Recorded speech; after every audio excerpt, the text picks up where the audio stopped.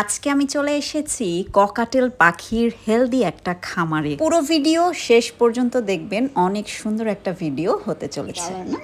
দেখেছো, ওরা একটু খেয়ে নি করে সারাদিন না খাওয়া বাবা, ঠিক আছে। হ্যালো সবাইকে, কেমন আছেন সবাই? বাটুল অ্যান্ড ম্যাক্সের আরেকটি ভিডিওতে সবাইকে অনেক অনেক স্বাগত জানাচ্ছি। আজকে 19শে জুন বৃহস্পতিবার ব্লগটি শুরু করছি একটা পার্সেল খোলার মাধ্যমে। পার্সেলটাতে সুন্দর সুন্দর দুইটা জিনিস আছে। আশা করছি আপনারা অলরেডি গেস করে ফেলেছেন এই পার্সেলের ভিতরে কি আছে। বরাবরের মতোই আমরা পার্সেল খোলার সময় বাটুল অ্যান্ড ম্যাক্সকে ডেকে নেই, কারণ আমাদের বাসায় যতজন উপস্থিত হয় প্রথমে বাটুল এবং ম্যাক্স দেখে, তাদেরকে দেখিয়ে নর্মাল বানানো হয়, তারপরে তাদেরকে তাদের জীবনধারার সাথে ম্যাচ করানো হয়। যারা অনেক দিন যাবৎ আমাদের ভিডিও দেখে আসছেন তারা তো জানেন, আমাদের বাসায় যখনই পাখি আনা হয় আমরা প্রথমেই পাখিটার বিড়ালের প্রতি ভয়টা কাটাতে সাহায্য করি, এবং ওদেরকে দেখে যেন পাখিগুলো নর্মাল হয় এবং পাখিগুলোকে দেখে যেন আমার বিড়ালগুলো নর্মাল হয়, সেজন্য সবসময় আমরা কাজ করে যাই।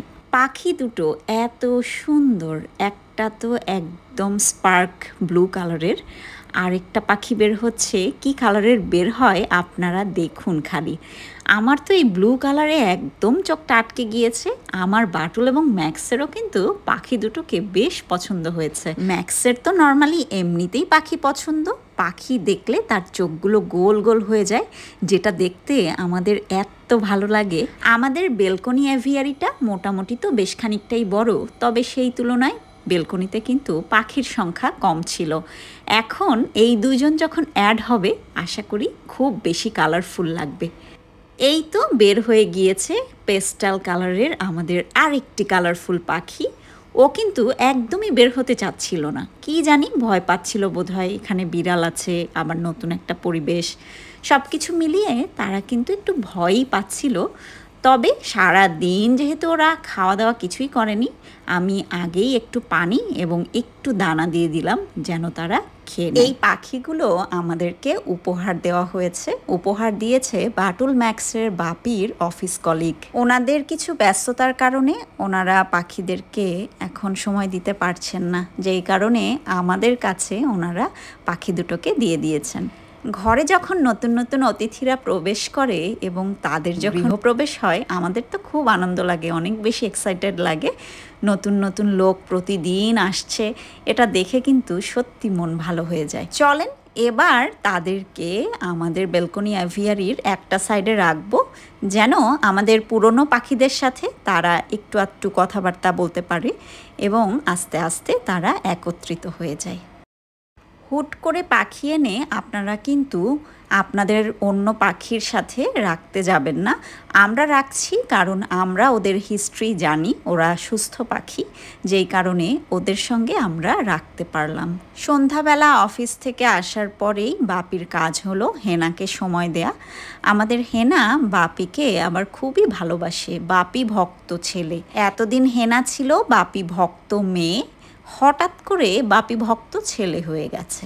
আর এখানে দেখেন বড় ছেলে দুটো অসহায়ের মতো উকি ঝুঁকি মারছে, কারণ এই খাঁচার ভিতরে একদিনও তাকে অ্যাকসেপ্ট করা হয়নি। একদিন অবশ্য ম্যাক্স বাবু ঢুকেছিল, তখন অবশ্য পাখিরা কেউই ছিল না, কিন্তু বাটুল বাবু ইহ জনমেও এখানে ঢোকেনি। হেনা তো আমার কাছে কাছে চলে এসেছে, হাতে বসে কাঁধে বসে, আপনারা অলরেডি ভিডিও দেখেছেন। বাপির কাছে এখনও সে যাচ্ছে না, যে কারণে বাপির কিছুটা মন খারাপ।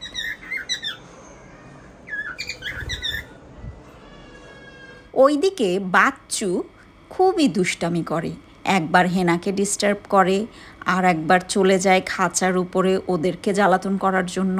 বাচ্চু হচ্ছে আমাদের বাজরিগার প্রথম যে পাখি দুটো তার মধ্যে ছেলে পাখিটা, আর বাচ্চুর বউয়ের নাম বিচ্ছু, যে কিনা খুবই চুপচাপ সাধারণ জীবনযাপন করে। আর আমাদের নতুন যেই দম্পতি এসেছে তাদের নাম দিয়েছি নন্টে আর ফন্টে।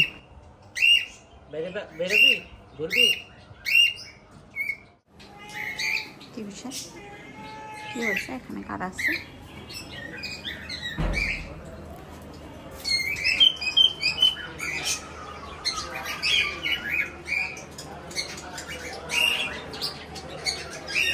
কে যে কার চেয়ে বেশি ডাকবে তার প্রতিযোগিতা শুরু হচ্ছে এখানে।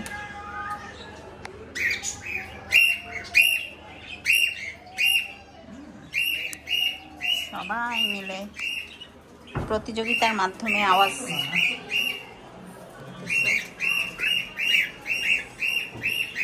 এখানে দুজন,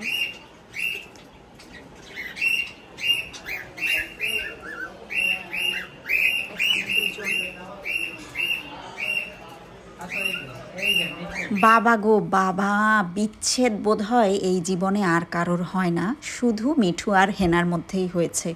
তাদের বিচ্ছেদের কারণে আমরা কেউ ঘরে টিকতে পারছি না।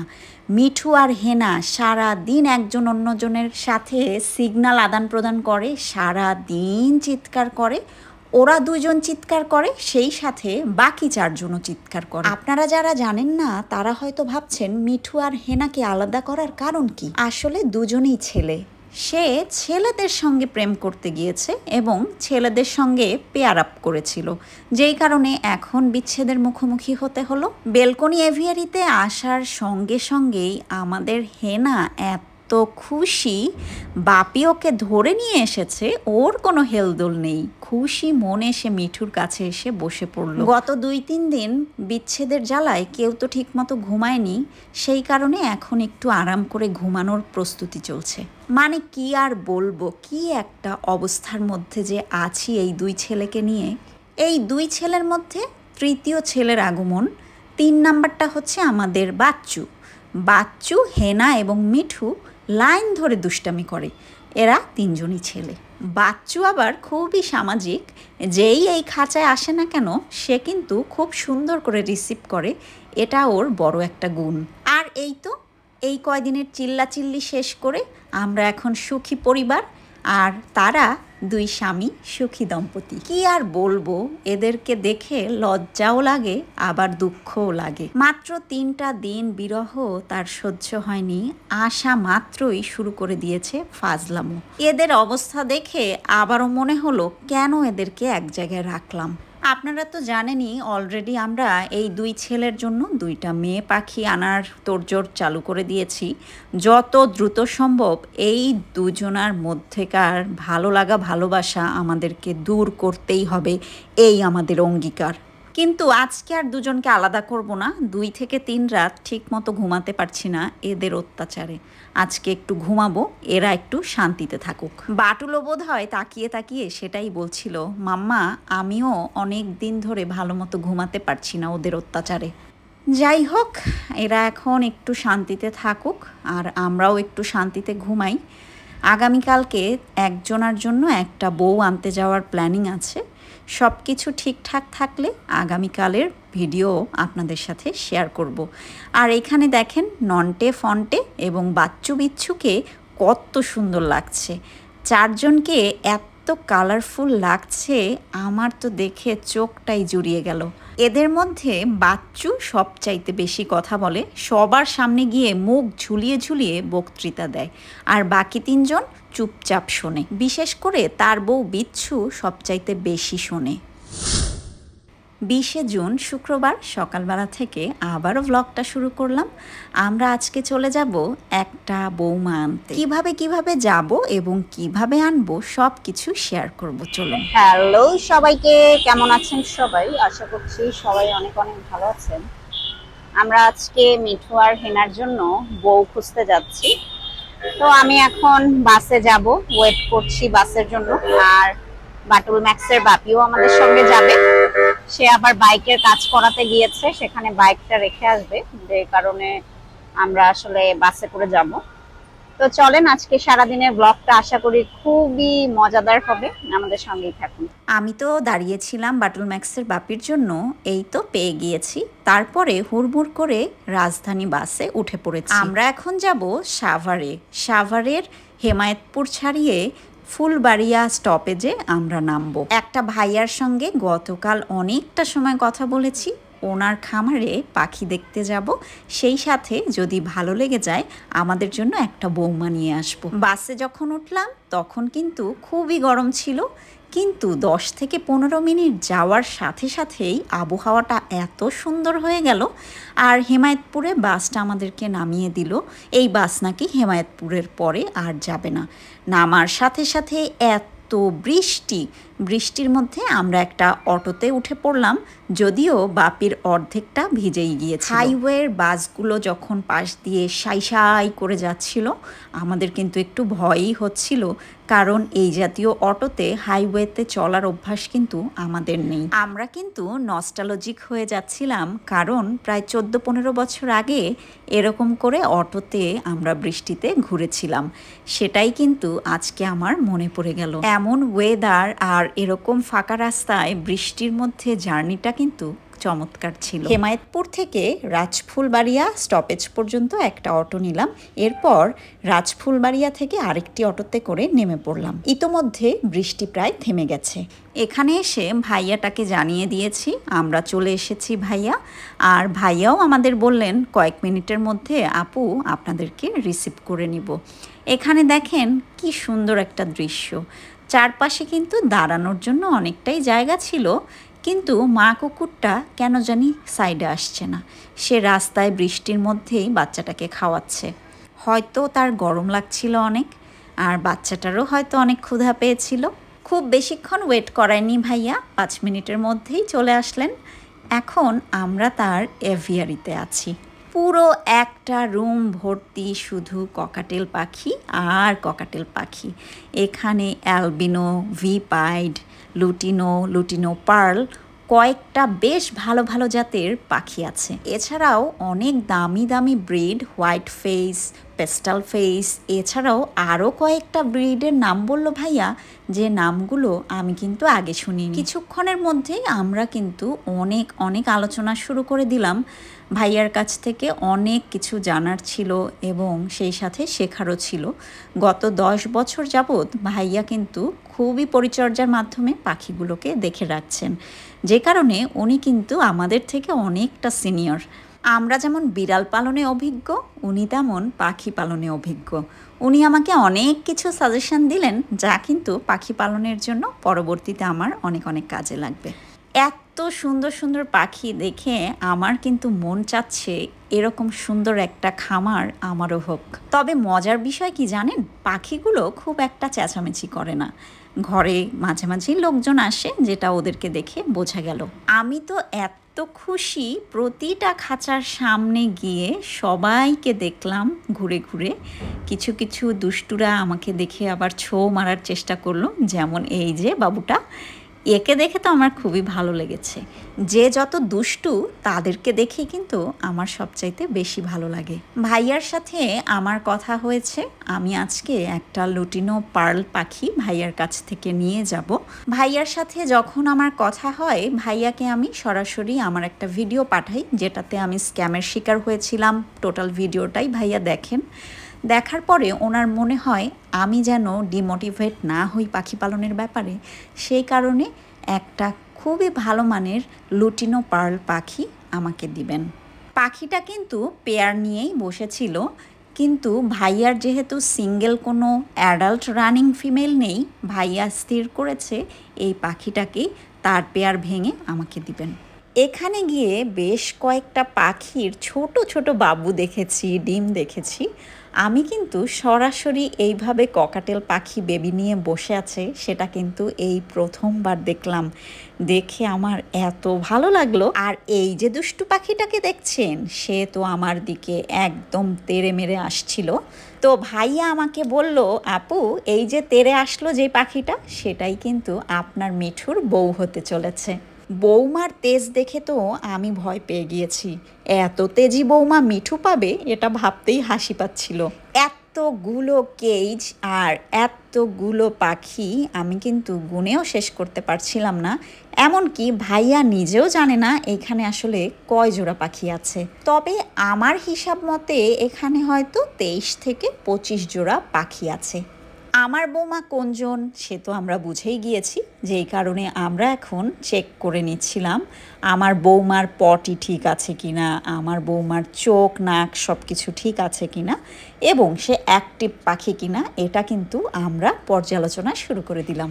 এর মধ্যে ভাইয়া আমাকে বললেন, আসেন চমৎকার একটা জিনিস আপনাকে দেখাই।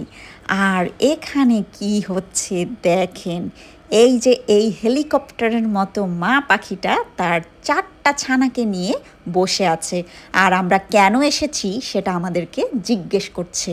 আর এই যে হচ্ছে ছানাগুলোর বাবা। ফুল ফ্যামিলিটা কত সুন্দর তাই না? ভাইয়া কিন্তু আমাকে পাখিটা ডেলিভারিও করতে পারতেন, কিন্তু ভাইয়া আমাকে অফার করেন, আপু আমার খামারে এলে আপনি এখানে অনেক অনেক পাখি যেমন দেখতে পারবেন, পাখি বিষয়ে অনেক নলেজ কিন্তু আপনি গ্যাদার করতে পারবেন। এবং সবচেয়ে বড় কথা, একটা পাখি আপনাকে যখন ডেলিভারি করব তখন মনে সন্দেহ থাকতে পারে আসলেই এটা মেয়ে পাখি কিনা, আসলেই এটা কখনো ডিম বাচ্চা করেছে কিনা, কিন্তু আপনি যদি আমার খামার ভিজিট করেন তাহলে কিন্তু এই সন্দেহগুলো আপনার একদমই দূর হয়ে যাবে। আর সত্যি কথা, খামারে গিয়ে আমি খুবই অবাক হলাম, এত সুন্দর সুন্দর পাখি দেখব সেটা কিন্তু আমি নিজেও ভাবতে পারিনি।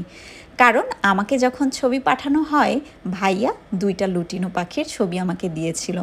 এত সুন্দর সুন্দর পাখি আছে সেটা কিন্তু আমি জানতাম। আর এই যে সেই মুহূর্ত যখন আমার বৌমাকে ভাইয়া প্যাকিং করার জন্য প্রস্তুতি নিচ্ছেন। বৌমা তো তেজি, সে তো প্রথমেই দেখেছেন সে বক্সে ঢুকে আছে, বক্স থেকে ধরতে গেলেই একদম উড়ে বাইরে চলে এসেছে, সে মোটেও ধরা দিতে রাজি। এখন তো কিছু করার নেই, হাতে গ্লাভসও পরে নিয়েছেন ভাইয়া, যেভাবেই হোক জেদ দেখিয়ে লাভ নেই, তাকে এখনই ধরে ফেলা হবে। যত যাই হোক তার শ্বশুর শাশুড়ি চলে এসেছে তাকে রিসিভ করার জন্য, তাকে তো না নিয়ে যাওয়া হবে না। আর এই তো ভাইয়া ধরে ফেললো আমার বৌমাকে। এবারে আমি ভাইয়াকে বললাম, ভাইয়া ক্যামেরার সামনেই আমি ওর পুপস এরিয়াটা দেখতে চাই। এবং ভাইয়া দেখেন কি সুন্দর করে আমাকে দেখাচ্ছিল, এবং সেই সাথে ওর পাখাগুলো ঠিক আছে কিনা, আসলেই সে ফিমেল কিনা সেটাও কিন্তু ভাইয়া দেখিয়ে দিচ্ছিল। লুটিনো পাখির ক্ষেত্রে এই দাগগুলো থাকে, সেটাই আমাদেরকে ভাইয়া বলছিল। আর এই যে আমরা তো বক্স সঙ্গেই নিয়ে গিয়েছিলাম, বক্সের ভিতরে ভাইয়া রেখে দিল। এরপরে আরও কিছুক্ষণ সময় নিয়ে এই বক্সের ভিতরেই ওর চোখ নাক আমরা দেখে নিলাম। আমরা অনেকটা সময় নিয়ে ওকে চেক করেছি, কারণ গতবারে আমরা যেই স্ক্যামের শিকার হয়েছিলাম সেটা যেন আর না হয়। এই তো বৌমাকে নেওয়া শেষ, এবার আমাদের বাড়ি ফেরার পালা। রাস্তায় বের হয়ে দেখলাম একটা সজনা গাছ, ভাইয়াকে এমনভাবে বললাম, ভাইয়া আমাকে বলল আপনি কি নিতে চান, বলেই গাছ থেকে আমাকে পেরে দিল। ভাইয়ার ব্যবহারে সত্যিই আমি অনেক মুগ্ধ। এবারে আমরা একটা চায়ের দোকানে ঢুকলাম এবং চা খেয়ে তারপরে বাসে উঠে গেলাম। যত তাড়াতাড়ি এখন ফেরত যাওয়া যায় তাই মঙ্গল। পুরো রাস্তায় আমার বৌমা কোনো সমস্যাই করেনি, কোনো ডাকাডাকি বা নড়াচড়া একদমই করেনি। আর এই তো দেখেন বাস থেকে আমরা দেখছিলাম এতগুলো কবুতর ছাদের মধ্যে রেলিংয়ে বসে আছে, দৃশ্যটা অনেক সুন্দর ছিল। আমরা যখন পাখির ওখানে ছিলাম তখন আবার আমাদের একটা পার্সেল চলে এসেছে, যেটা ছিল বেইলির জন্য। আমাদের একজন ফলোয়ার বেইলির জন্য মাংস পাঠিয়েছে, ওনাকে অনেক অনেক ধন্যবাদ জানাই বেইলির জন্য এত সুন্দর একটা গিফট পাঠিয়েছে বলে। আজকের জন্য আমাদের ব্লগটা এখানেই শেষ করছি। পরবর্তী ভিডিওতে থাকবে আমার 2 ছেলে মিঠু আর হেনার মধ্যে কার জন্য বৌমাটা এনেছি। আপনারা কমেন্ট করে জানান আমাদের আজকের ভিডিওটি আপনাদের কেমন লাগলো। ভালো লেগে থাকলে অবশ্যই ভিডিওতে একটা লাইক দিবেন। আমাদেরকে এখনো যারা সাবস্ক্রাইব করেননি তাদেরকে অনুরোধ থাকবে আমাদেরকে সাবস্ক্রাইব করে সঙ্গে থাকার জন্য। আর যারা সাবস্ক্রাইব করেছেন তাদের জানাই অসংখ্য ধন্যবাদ। দেখা হচ্ছে আরেকটি ভিডিওতে, ততক্ষণ পর্যন্ত ভালো থাকুন, সুস্থ থাকুন সবাই। বাই।